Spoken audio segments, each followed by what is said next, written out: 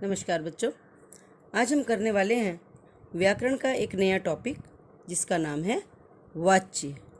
वाच्य को अंग्रेजी में वॉइस भी कह देते। अब वाच्य की पहचान कैसे होगी, ये जानने के लिए हमें इसकी परिभाषा को समझना जरूरी है। परिभाषा ये कहती है, क्रिया के जिस रूप से यह पता चले कि क्रिया कर्ता के अनुसार है, कर्म के अनुसार है या भाव के अनुसार है, तो उसे वाच्य कहते हैं। वाच्य का मतलब क्रिया ही होता है। यानी वाच्य को पहचानने के लिए हमें क्रिया को देखना होगा और ये देखना होगा कि क्रिया किसके अनुसार है, क्रिया के लिंग और वचन किसके अनुसार है, क्रिया पर प्रभाव किसका है। तब हम वाच्य बता सकते हैं कि वो कौन सा वाच्य होगा। एग्जाम्पल देख लेते हैं, जैसे हलवाई मिठाई बना रहा है। अब देखने से एक बात तो पता चली कि क्रिया, पूरे वाक्य में 3 पद हैं, कर्ता पद, कर्म पद और क्रियापद।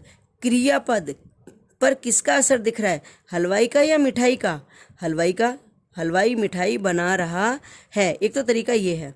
दूसरा तरीका ये है कि आप इन सब पदों के लिंग और वचन लिख लीजिए और क्रिया के लिंग और वचन जिससे भी मैच करते हैं, इसका मतलब यह है कि ये क्रिया उसके अनुसार है। क्रिया के लिंग और वचन पुल्लिंग और एक वचन है, बना रहा है पुल्लिंग एक वचन है ना, इधर हलवाई भी पुल्लिंग और एक वचन है और इधर मिठाई है स्त्रीलिंग और एक वचन। यानी क्रिया के जो लिंग और वचन हैं वो कर्ता के लिंग और वचन के अनुसार है। कह सकते हैं हम कि ये क्रिया कर्ता के अनुसार है, इसलिए हम ये भी कह सकते हैं कि ये जो वाच्य है ये कर्तृवाच्य है। दूसरा एग्जाम्पल देख लीजिए, हलवाई के द्वारा मिठाई बनाई जा रही है। अब क्रिया बनाई जा रही है, वाच्य के लिए क्रिया को देखना जरूरी है। बनाई जा रही है, अब देखिए ये क्रिया पर असर किसका है, हलवाई का या मिठाई का? मिठाई का प्रभाव दिख रहा है, साफ दिख रहा है। दूसरा तरीका ये है, हम कह सकते हैं कि क्योंकि क्रिया पर कर्म का प्रभाव है तो क्रिया कर्म के अनुसार है। एक और तरीका, ये सेम तरीका है कि आप हर एक के लिंग वचन लिख लीजिए और फिर उनके लिंग और वचन को आप मैच करके देखिए। क्रिया है हमारे स्त्रीलिंग और एक वचन, ठीक है, और कर्म क्या कहता है, कर्म भी स्त्रीलिंग और एक वचन है। यानी हम कह सकते हैं कि हमारी जो ये क्रिया है वो कर्म के अनुसार है, यानी ये कर्मवाच्य है। ठीक है, तो हम ये कह सकते हैं कि अगर क्रिया के लिंग और वचन कर्ता के अनुसार होते हैं उसे कर्तृवाच्य कहते हैं, कर्म के अनुसार हैं कर्मवाच्य और भाव के अनुसार हैं उसे भाववाच्य भी कह देते हैं। चलिए अब देख लेते हैं हम वाच्य के भेद कितने हैं। अंग्रेजी में तो वॉइस के 2 ही भेद होते हैं, एक्टिव वॉइस और पैसिव वॉइस।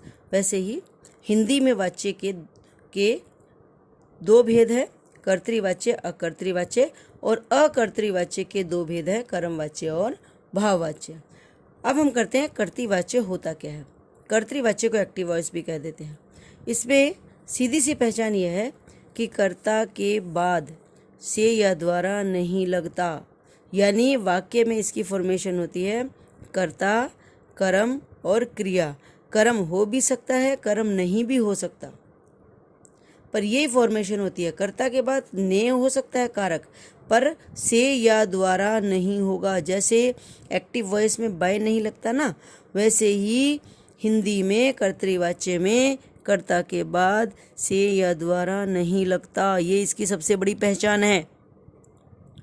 इसमें कर्म हो सकता है, नहीं भी हो सकता, उसका फर्क नहीं पड़ता, पर कर्ता के अनुसार क्रिया होती है और कर्ता के बाद कभी भी से या द्वारा नहीं लगता। एग्जाम्पल देख लेते हैं, हम पढ़ रहे हैं। ठीक है, हम पढ़ने वाले कौन है, हम है ना, कर्ता हम है। हम के बाद से या द्वारा नहीं है, आप बिंदास होके लिखो, ये कर्तृवाच्य है। बच्चे क्रिकेट खेल रहे हैं, बच्चे खेलने वाले बच्चे हैं, कर्ता है, तो इसके बाद से या द्वारा नहीं है, कर्तृवाच्य है। मैंने कविता लिखी, ये मैं करने वाला, उसके साथ ने लगा है, कारक लगा है कर्ता, से या द्वारा नहीं लगा है, इसलिए ये भी कर्तृवाच्य है। समझ आ गया? अकर्तृवाच्य में 2 भेद होते हैं, पैसिव वॉइस के 2 भेद होते हैं। इसमें एक सबसे बड़ी जो प्लस वाली बात है ना, इसमें बाय का प्रयोग होता है। एक मोटी सी बात हमेशा याद रखना, बाय। बाय का मतलब हिंदी में होता है से या के द्वारा, यानी करण कारक की जो विभक्ति है वो बाय है। तो एक बात तो अपने दिमाग में ये अच्छे से बिठा लो कि पैसिव वॉइस का मतलब कर्मवाच्य और भाववाच्य है। क्रिया सकर्मक है तो कर्मवाच्य है, नहीं तो भाववाच्य है। ठीक है। और इसकी जो फॉर्मेशन होती है वो कर्ता के साथ से या के द्वारा एक लगेगा, फिर कर्म हो भी सकता है। अगर कर्मवाच्य है तो कर्म जरूर होगा, और भाववाच्य है तो कर्म नहीं होगा, और उसके बाद होगी क्रिया।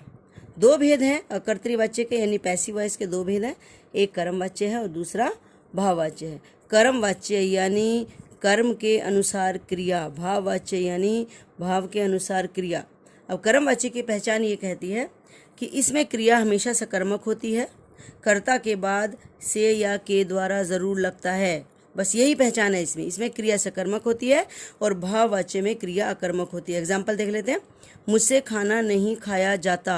अब देखो, मुझसे ये करता है ना, इसके साथ से लगा हुआ है, कर्म भी है खाना, तो से भी लगा है और कर्म भी है, तो ये कर्मवाच्य है। भाववाच्य में क्रिया अकर्मक होती है। मुझसे चला नहीं जाता, से तो लगा है लेकिन इसमें कर्म नहीं है। उसके द्वारा पढ़ा गया, उसके द्वारा के द्वारा लगा है लेकिन इसमें कर्म नहीं है। समझ आ गया।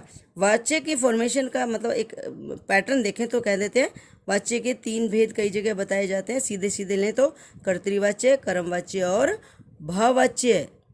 आगे हम देख लेते हैं वाच्य बदलते कैसे हैं।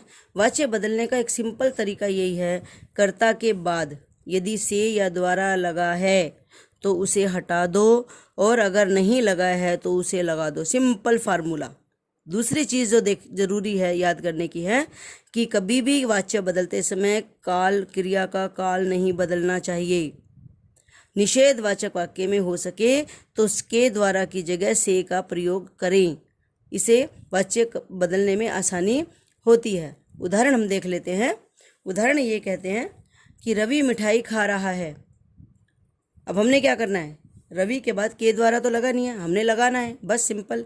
और क्रिया का ध्यान देना है, क्रिया नहीं बदलनी चाहिए। तो हमारा वाक्य बनेगा रवि के द्वारा मिठाई खाई जा रही है। ऐसे ही दूसरा है, मैं इस पेड़ पर नहीं चढ़ सकता। अब मैं करता है, अब कर्ता के बाद से या द्वारा नहीं है तो आप पहले लगाओ। मैं से नहीं लगा सकते, मैं के द्वारा नहीं लगता, तो इसका रूप बदल जाएगा। मुझसे इस पेड़ पर चढ़ा नहीं जाता। ताती ते है तो ताती ते आएगा, था थी थे है तो था थी थे आएगा। उससे गाया नहीं गया। अब देखो, से यहाँ लगाया कर्ता के साथ, उसके साथ, तो से को हटाना पड़ेगा। वह गा नहीं सका, क्योंकि पीछे आई है तो ये आई रहेगा। हमसे चला नहीं जा रहा, यहाँ फिर से आ गया, आपने इसको हटाना है। हम चल नहीं पा रहे, रहा रही है ना, तो आपने रहा रही लिखना है। तो इस तरह आप वाच्य बदल सकते हैं, पहचान सकते हैं। अगली वीडियो में अगला topic. Till then, good day. अब देखते हैं वाच्य परिवर्तन कैसे होता है, वाच्य को बदलते कैसे। ठीक है, क्योंकि पेपर में वाच्य परिवर्तन भी आता है। तो वाच्य को बदलने का एक सीधा साधा सा नियम है, क्योंकि एक्टिव वॉइस को पैसिव वॉइस में बदलना है, यानी कर्तृवाच्य को कर्मवाच्य में बदलना है और कर्मवाच्य को कर्तृवाच्य में। तो इसका सिंपल सा फार्मूला ये है, कर्ता के बाद यदि से और के द्वारा लगा हुआ हो, वाक्य में देख लेना, कर्ता के बाद अगर से या द्वारा लगा है तो उसे आपने हटा देना है। ठीक है, और अगर नहीं लगा है, से क्या द्वारा नहीं लगा है, तो आपने लगा देना है। अपने आप वाच्य बदल जाएगा। एक और बात जो आपने ध्यान रखनी है वो ये कि क्रिया का काल नहीं बदलना चाहिए। क्रिया का काल नहीं बदलना। जिस काल में क्रिया है, अगर वो रहा है रही है तो वो रहा है रही है रहेगा। ता है ती है तो ता है ती है रहेगा। था थी है तो था थी रहेगा। गागे गी है तो गागे गी रहेगा। काल नहीं बदलना है। आपने बदलना क्या है, बस इतना कि कर्ता के बाद से द्वारा लगा है तो हटाना है, नहीं लगा है तो लगा देना है। इतना ध्यान रखना है। और थोड़ा ध्यान और रख सकते हो कि अगर कोई निषेधवाचक वाक्य है, अगर कोई नेगेटिव सेंटेंस है, तो उसमें के द्वारा की बजाय से को लगाइए, क्योंकि सेंटेंस ज़्यादा अच्छा बनता है से लगाने से। बाकी लगा के आप कुछ भी देख सकते हैं, से भी लगा सकते हो, के द्वारा भी लगा सकते हो। जो सेंटेंस में ज़्यादा अच्छा लगे आप उसको इस्तेमाल कर सकते हो। एग्जाम्पल देख लेते हैं। रवि मिठाई खा रहा है। अब देखो, यहाँ करता है रवि, रवि के बाद कुछ नहीं लगा, आपने वाच्य बदलना है। तो हम कैसे बदलेंगे वाच्य? यहाँ पर से और द्वारा लगा दो, से लगाओ या के द्वारा, एक लगाना है। तो हमने लगा दिया रवि के द्वारा मिठाई खाई जा रही है, क्योंकि यहाँ है रहा है, हमने रहा है रही है को इस्तेमाल करना है। पर क्योंकि अब ये बदल रहा है, हम रवि के द्वारा मिठाई खाया जा रहा है तो नहीं कर सकते ना, खाई जा रही है, क्योंकि अब जो क्रिया है वो मिठाई के अकॉर्डिंग हो रही है, इसलिए ये स्त्रीलिंग हो गई। ठीक है। अगला क्या कहता है? मैं इस पेड़ पर चढ़ नहीं सकता। मैं के बाद कुछ नहीं है, इसका मतलब आपको लगाना पड़ेगा से या के द्वारा, कुछ भी लगाओ जो ज़्यादा सूटेबल हो। तो मैं से, मैं द्वारा तो नहीं लग सकता ना, तो आपने ये थोड़ा सा चेंज करना होगा सर्वनाम को। मुझसे इस पेड़ पर चढ़ा नहीं जाता, सकता, ता, ती, ते, आपने भी उसी एंगल में, उसी काल में उसको रखना है। ठीक है। इसके बाद है उससे गाया नहीं गया। उससे, कर्ता में देखो से लगा हुआ है, अब से लगा है तो आपने क्या करना है, इस से को हटाना है। आप हटा दीजिए। तो वह गा नहीं सका, इधर गा, इधर आ ई है तो इसमें भी वही रहेगा। हमसे चला नहीं जा रहा, हम से, यहाँ भी देखो से लगा है, तो आपने क्या करना है, इस से को हटा देना है। हम चल नहीं पा रहे, क्योंकि इधर है रहा रही, आपने भी रखना है रहा रही। अच्छा, कुछ वाच्य ऐसे भी होते हैं, कुछ सेंटेंसेस ऐसे भी होते हैं जिनमें कर्ता ही नहीं होता और वहाँ लिखा होता है वाच्य बदलिए। तो ये वाली कंडीशन एक्टिव पैसिव वॉइस में भी होती है जहाँ सब्जेक्ट ही नहीं होता है, तो उसमें हम क्या करते हैं, लेट का प्रयोग करते हैं। ठीक है। हिंदी में क्या होता है, अगर ऐसा कोई वाच्य, ऐसा कोई वाक्य आता है जिसमें वाच्य बदलना है आपने, तो उसमें हम कर्ता तो नहीं दिया होगा, तो एक तो आप उसको पहचानेंगे कैसे और दूसरा उसको बदलेंगे कैसे, ये भी जानना ज़रूरी है, क्योंकि एग्ज़ाम में इस तरह के सेंटेंसेस भी आ जाते हैं। देखिए क्या करेंगे, सेंटेंस देख लेते हैं पहले। दरवाज़ा खोल दो या दरवाज़ा खोलो। सिंपल सेंटेंस है, सिंपल क्रिया है, ये कर्तृवाच्य है।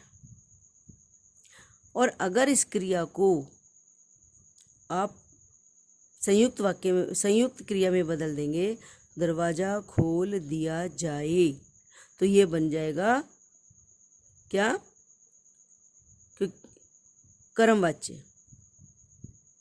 ठीक है, क्योंकि दरवाज़ा खोला जा रहा है, कर्म है दरवाज़ा, क्या खोल दिया जाए, दरवाज़ा, तो ये कर्मवाच्य बन जाएगा। खाना खा लें या खाना खा लो, इसको जब हम बदलेंगे क्रिया बदल जाएगी, खाना खा लिया जाए। बाहर घूमने चलें, चलें बन जाएगा चला जाए। पढ़ें पढ़ा जाए, सोएं सोया जाए। ठीक है, गाएं गाया जाए। इस तरह की क्रिया बदल जाती है जिसमें कर्ता नहीं होता है। एक तरीका और है, मैं आपको एक बात बता दूं, यानी इसकी पहचान क्या है।